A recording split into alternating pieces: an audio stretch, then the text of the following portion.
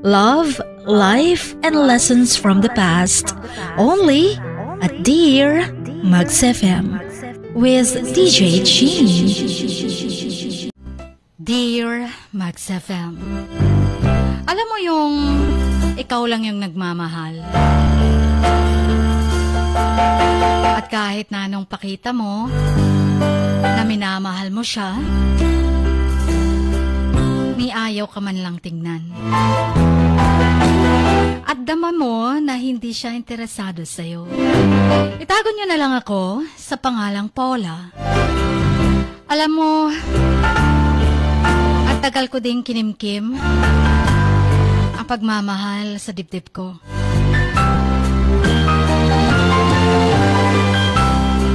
Sa haba ng panahon na ako lang ang nagmamahal, I have finally come to the conclusion na ako lang may power na pahintuin ito. The power to stop myself para wag nang ipagpatuloy ang nararamdaman ko. Siguro nga, choice lang to. Siguro nga, pwede pang pigilan ng puso. I find that from me, I have to be harder on myself. Para naman makontinue ko ang pagiging happy na single ako. At para naman hindi masayang ang oras ko wasting time obsessing about someone na hindi naman interesado sa akin. I have to remind myself that the cold hard reality that someone is not interested in me and never will be. Every second I waste time thinking about that person is a second taken away from making myself better. Kailangan kong i-force ang sarili ko to stop unwanted thoughts from taking control, even if I have to say no. If I want to sit down and cry and feel sorry for myself, I make myself get up and continue to do other things. Sa phone na ako nagpapakabisi, tatawagan ng isang kaibigan, rather than calling that person na minahal ko ng mahabang panahon. Binlock ko na yung number niya. Hindi na ako magte-text sa kanya. I get rid of pictures and memories namin. Oo, Chin, naging kaibigan ko siya. Nang matagal, hanggang na-realize ko na mahal ko na ang kaibigan ko. Ang dami naming pictures, ang dami naming memories together. Ako lang kaya ang may feeling na ganito? At hindi man lang niya naramdaman, manhid ba siya? Or torpe lang? I also quit watching romantic movies, reading romantic books. I stopped listing the love songs for a time. Kasi naman, it only feeds into the obsession. I have to remind myself this person ay hindi anghel, hindi rin naman devil, but someone who was an ordinary human being, who is not worth my time, attention, or tears. Alam mo yung sinasabi ko sa sarili ko, I have to love myself. Because I know that at the end of the day, I will be here for me, for myself. Kung saan, wala yung taong yung minamahal ko, wala sa tabi ko. Alam ko yung iba, sinasabi na sa attitude lang yan. Ikaw lang din ang makakapigil niyan. Pero alam naman natin hindi natuturuan ng puso.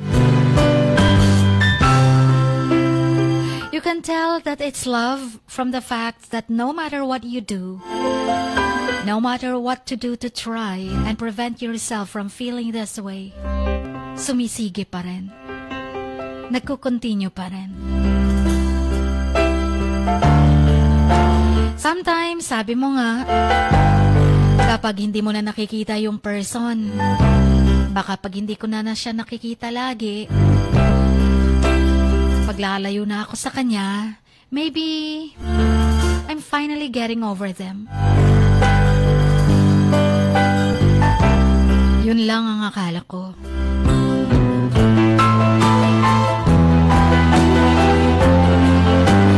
Gusto mo lang tigilan, pero parang na-o-obsess ka pa rin. Yung bang panandali ang nakakalimutan mo, but then when you see them again, bumabalik na naman ang feelings. And then eto na naman, na-o-obsessed ka naman.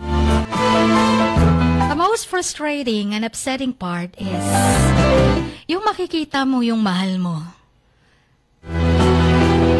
na malapit na with someone else.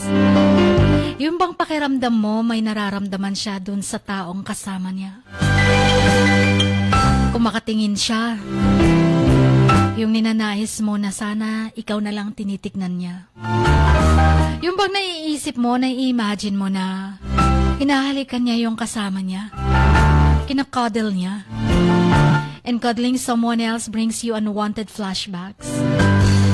Kung paano maramdaman kung ikaw ang kayakap. It only makes getting over him harder and more complex. Siyempre, dahil tao din naman siya at wala namang kami, ako lang naman ang nagmamahal.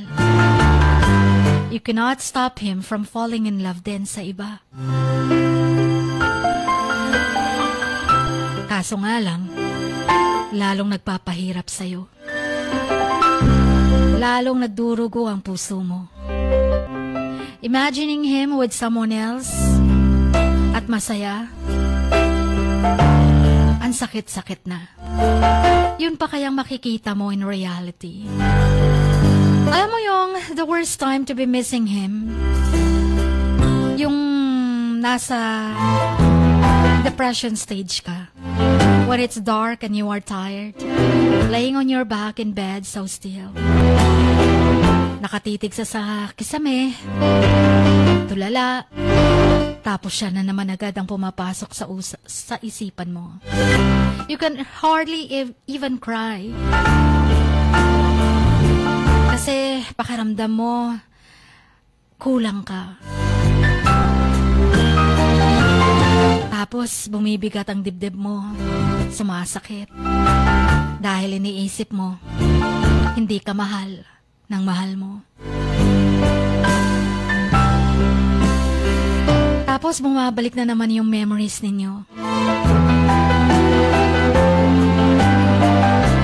I know, still being friends with that person is pretty hard. And it takes a damn lot of gut to be with them when they are completely fine at wala namang pakialam kung ano ang nararamdaman mo. Ang mahirap, Jean, hindi ko alam kung alam niya na mahal ko siya noon pa. Kailangan ko pang sabihin nang matapos na tong nararamdaman ko. Paano ko ma-reject lang ako, mas masakit yun. Babae ako, kaya inaantay ko lang naman na magustuhan din ako ng nagugustuhan ko. Pero baka kasi din masisira ang pagiging magkaibigan namin. O baka din naman hindi niya na ako lalong makita o titingnan man lang sa mga mata dahil feeling awkward na. Alam mo yung Chin, parang may mga paru-paro sa tiyan mo. Yung ngingitian ka, kakausapin ka, or even shoot a glance at you, and you feel butterflies in your stomach. Tapos bigla kang tatalikod, looking away. Deep down, you know, you're not going to get over him soon. Alam ko, hindi madali, dahil ilang taon din akong nagmahal sa kanya. Hindi ganun kasimple. It's clear to me that my love for him is so unbearably deep that it's going to last even longer than it already has. For me, 10 years. Yes, 10 years ko na siyang mahal. And that, by the looks of things, mukhang tatagal pa. Maghihintay na lang ba ako na hindi magiging unrequited love na ito. Yung bang matutugunan din ang love ko sa mahabang panahon. O kailangan ko nang aminin sa kanya, harap-harapan, paprangkahin, na mahal ko siya noon pa. Sana man lang, mabigyan niya ng katugunan. O kahit man lang konting feelings. O kahit konting pagtingin man lang. Ang para sa akin, magiging masaya na ako. Until here, I need your advice. And please play my requested song. Kahit konting pagtingin ni Sharon Cuneta. Liwanag ng pag-ibig.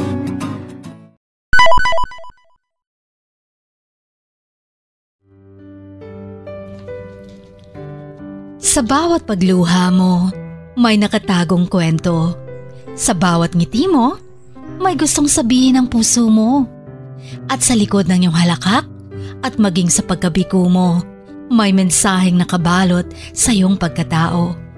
At ang tanging nais mo lamang ay mapakinggan ang mga ito ng buong mundo. Dear Max FM with DJ Chini. Life has got all those twists and turns. Stand up for what you believe in. What lies behind you and what lies in front of you pales in comparison to what lies inside of you. Dear Max FM with DJ Chini. Sabi nga nila, ang pagsusulat kapag masyado mong diniinan hanggang sa susunod na pahina ay nagmamarka. Katulad ng pagmamahal, kapag masyado mong ibinigay ang lahat, yung sakit na gawa ng nakaraan, dala pa rin hanggang kasalukuyan. Dear Max FM, you own your story and you are the author of your own book of life. Don't let others write your script, but let others hear your story and make them inspired.